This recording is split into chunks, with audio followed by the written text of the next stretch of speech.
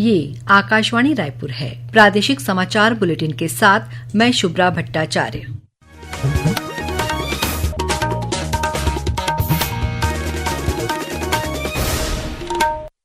और अब पेश है आज के मुख्य समाचार। स्मार्ट इंडिया हैकाथॉन का 7वां संस्करण देश भर के 51 केंद्रों में शुरू।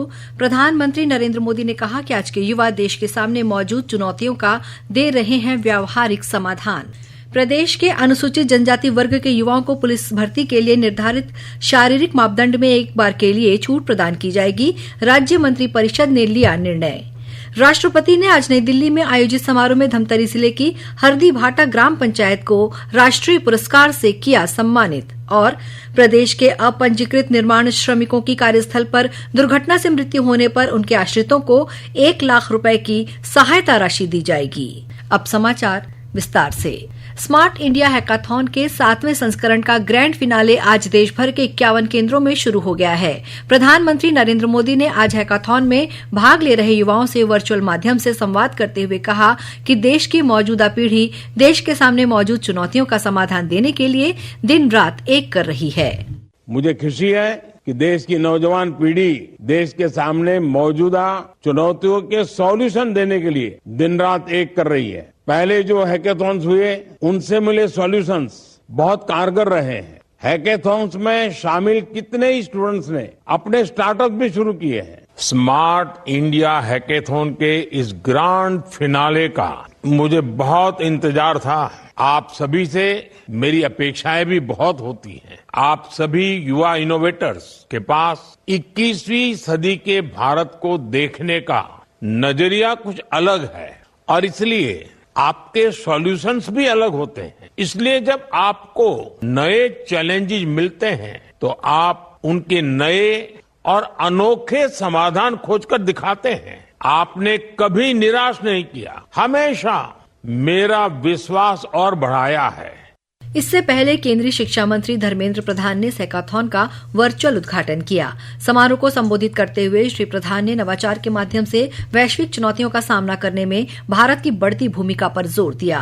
उन्होंने युवा नवोन्मेषकों को उत्कृष्टता के लिए प्रयास करने और $3 ट्रिलियन की अर्थव्यवस्था को साकार करने की दिशा में योगदान करने के लिए प्रोत्साहित किया।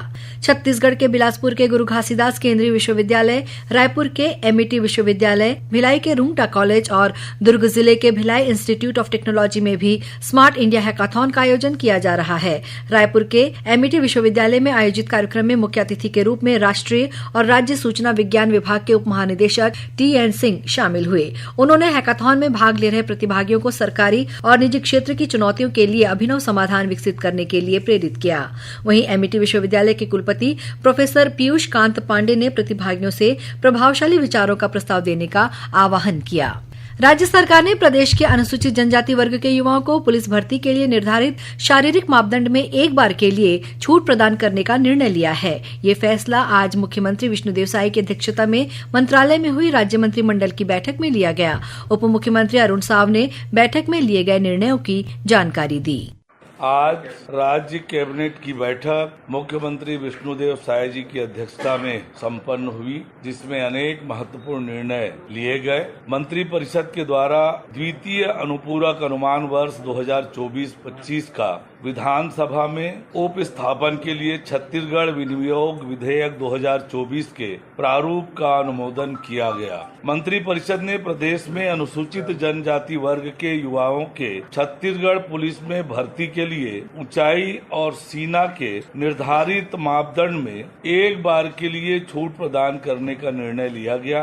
डेयरी उद्यमता को प्रोत्साहन देने एवं दूध संकलन तथा प्रसंस्करण में वृद्धि हेतु राष्ट्रीय डेयरी विकास बोर्ड के साथ MOU करने का निर्णय लिया गया। छत्तीसगढ़ भू राजस्व संहिता संशोधन विधेयक 2024 के प्रारूप का अनुमोदन किया गया। मंत्रिमंडल की बैठक में समर्थन मूल्य पर उपार्जित धान की कस्टम मिलिंग प्रोत्साहन राशि 80 रुपए करने का निर्णय भी लिया गया। इसके अलावा राइस मिलों को लंबित प्रोत्साहन राशि की प्रथम किश्त प्रदान किए जाने का भी निर्णय लिया गया। खरीफ विपणन वर्ष में छत्तीसगढ़ राज्य सहकारी विपणन संघ FR के निर्माताओं से भारत सरकार द्वारा निर्धारित दर पर फोर्टिफाइड राइस कर्नेल खरीदने की अनुमति दी गई है। बैठक में रायपुर में 15 जनवरी से 15 फरवरी तक आयोजित ऑटो एक्सपो के दौरान वाहनों के लाइफ टाइम रोड टैक्स पर एकमुश्त 50% की छूट दिए जाने का निर्णय भी लिया गया है। राष्ट्रपति द्रौपदी मुर्मू ने आज नई दिल्ली के विज्ञान भवन में आयोजित राष्ट्रीय पंचायत पुरस्कार समारोह में छत्तीसगढ़ के धमतरी जिले की हरदी भाटा ग्राम पंचायत को राष्ट्रीय पुरस्कार से सम्मानित किया। हरदी भाटा के सरपंच मुनेन कुमार ने राष्ट्रपति के हाथों ये पुरस्कार ग्रहण किया। पंचायतों के बीच स्वस्थ प्रतिस्पर्धा को बढ़ावा देने के उद्देश्य से केंद्रीय पंचायती राज मंत्रालय द्वारा हर साल विभिन्न श्रेणियों में ये पुरस्कार दिए जाते हैं। इस साल 15 राज्यों की 45 पंचायतों और संस्थाओं को पुरस्कार प्रदान किए गए हैं। ग्राम पंचायत हरदी भाटा को सामाजिक रूप से न्याय संगत और सामाजिक रूप से संरक्षित पंचायत की श्रेणी में पुरस्कृत किया गया है। ग्राम पंचायत को 50 लाख रुपए की पुरस्कार राशि भी प्रदान की गई है। प्रदेश के अपंजीकृत निर्माण श्रमिकों की कार्यस्थल पर दुर्घटना से मृत्यु होने पर उनके आश्रितों को 1 लाख रुपए की सहायता राशि दी जाएगी। राज्य सरकार इसके लिए नियमों में संशोधन करने जा रही है।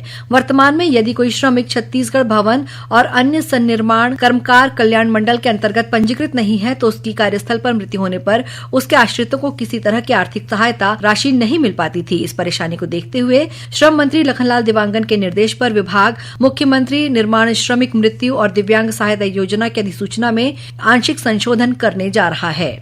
बीजापुर जिले में माओवादियों ने एक भाजपा नेता की हत्या कर दी है। मांडोराम कुड़ियाम नाम का ये भाजपा नेता जिले के कुटरू थाना क्षेत्र के सोमनपल्ली गांव का रहने वाला था। माओवादियों ने इसे घर से अगवा किया और फिर उसकी हत्या कर दी। बीजापुर जिले में पिछले एक सप्ताह में माओवादी 5 लोगों की हत्या कर चुके हैं। वहीं आज इसी जिले में पुलिस और माओवादियों के बीच हुई मुठभेड़ में एक माओवादी मारा गया है, जबकि सुरक्षा बल के 2 जवान घायल हुए हैं। और ब्यौरा दे रहे हैं बीजापुर से हमारे संवाददाता के संतोष कुमार। बीजापुर जिले में गंगालूर थाना क्षेत्र स्थित मुनगा के जंगल में पुलिस को खुफिया सूत्रों के करीब 30 से 40 माओवादी होने की सूचना मिली थी। इसके बाद डिस्ट्रिक्ट रिजर्व गार्ड की टीम को आज सुबह इस इलाके के लिए रवाना किया गया था। जंगल में पहले से घात लगाए बैठे माओवादियों ने जवानों पर फायरिंग शुरू कर दी। जवानों ने भी इस गोलीबारी का जोरदार ढंग से जवाब दिया। इस मुठभेड़ में एक वर्दीधारी माओवादी मारा गया। मौके से एक 9mm पिस्टल भी बरामद की गई है। वहीं माओवादियों द्वारा किए गए आईडी ब्लास्ट में DRG के 2 जवान घायल हुए। घायल जवानों का इलाज बीजापुर के जिला चिकित्सालय में चल रहा है। जिले के पुलिस अधीक्षक जितेंद्र यादव ने इस घटना की पुष्टि की है। आकाशवाणी समाचार के लिए बीजापुर से के संतोष कुमार।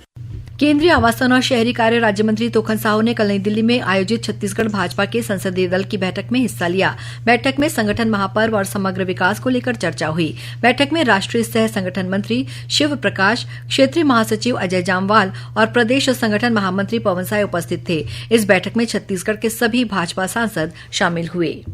अंतर्राष्ट्रीय मानवाधिकार दिवस पर कल रायपुर के हिदायतुल्लाह नेशनल लॉ यूनिवर्सिटी में मीडिया, आर्टिफिशियल इंटेलिजेंस और ह्यूमन राइट्स पर एक कार्यशाला का आयोजन किया गया। इस कार्यशाला में 3 सत्र आयोजित किए गए, जिनमें मीडिया प्रणालियों के साथ कृत्रिम बुद्धिमत्ता के संगम और मानवाधिकारों पर इसके प्रभावों का अन्वेषण किया गया। इस कार्यक्रम में राज्य सरकार के विभिन्न विभागों के जनसंपर्क अधिकारी, मीडिया कर्मी, AFT यूनिवर्सिटी ऑफ मीडिया और आर्ट्स के संकाय सदस्य तथा विभिन्न विश्वविद्यालयों के छात्रों ने भाग लिया।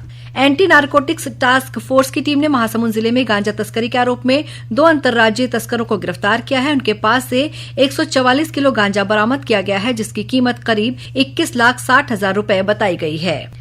नारायणपुर के रामकृष्ण मिशन आश्रम में कल से महिला फुटबॉल प्रतियोगिता शुरू हो गई है। प्रतियोगिता के दूसरे दिन आज पश्चिम बंगाल की टीम ने पंजाब को 0 के मुकाबले 6 गोल से हराया। प्रतियोगिता के तहत कल खेले गए उद्घाटन मैच में झारखंड ने तमिलनाडु को 3-0 से पराजित किया था। इस प्रतियोगिता में मणिपुर, सिक्किम, पश्चिम बंगाल, पंजाब, हरियाणा, ओडिशा, झारखंड, महाराष्ट्र, तमिलनाडु और रेलवे की टीम हिस्सा ले रही है। जांजगीर चांपा के बहिराडीह स्थित किसान स्कूल में राज्य स्तरीय भाजी महोत्सव का आयोजन किया गया। इस महोत्सव में सक्ती, कोरबा, गरियाबंद, सरगुजा और धमतरी जिले के लोग अलग अलग प्रकार की साग भाजी लेकर पहुंचे। इस अवसर पर भाजी प्रतियोगिता भी आयोजित की गई, जिसमें पहले, दूसरे और तीसरे स्थान पर आने वाले प्रतिभागियों को सम्मानित किया गया। इस महोत्सव में कलेक्टर आकाश चिकारा भी शामिल हुए। जांजगीर चांपा जिले में 2 करोड़ 67 लाख रुपए से ज्यादा की ठगी के मामले में मुख्य न्यायिक मजिस्ट्रेट ने राजस्थान के धौलपुर के पूर्व विधायक बनवारी लाल कुशवाहा को 7 साल की सजा सुनाई है। राजस्थान की एक चिटफंड कंपनी ने लोगों को 5 साल में रकम दोगुना करने का झांसा दिया था। अंत में मुख्य समाचार एक बार फिर। स्मार्ट इंडिया हैकाथॉन का 7वां संस्करण देश भर के 51 केंद्रों में शुरू। प्रधानमंत्री नरेंद्र मोदी ने कहा कि आज के युवा देश के सामने मौजूद चुनौतियों का दे रहे हैं व्यावहारिक समाधान। प्रदेश के अनुसूचित जनजाति वर्ग के युवाओं को पुलिस भर्ती के लिए निर्धारित शारीरिक मापदंड में एक बार के लिए छूट प्रदान की जाएगी। राज्य मंत्री परिषद ने लिया निर्णय। राष्ट्रपति ने आज नई दिल्ली में आयोजित समारोह में धमतरी जिले की हरदीभाटा ग्राम पंचायत को राष्ट्रीय पुरस्कार से किया सम्मानित। और प्रदेश के अपंजीकृत निर्माण श्रमिकों की कार्यस्थल पर दुर्घटना से मृत्यु होने पर उनके आश्रितों को 1 लाख रुपए की सहायता राशि दी जाएगी। इसी के साथ प्रादेशिक समाचार बुलेटिन समाप्त हुआ। नमस्कार।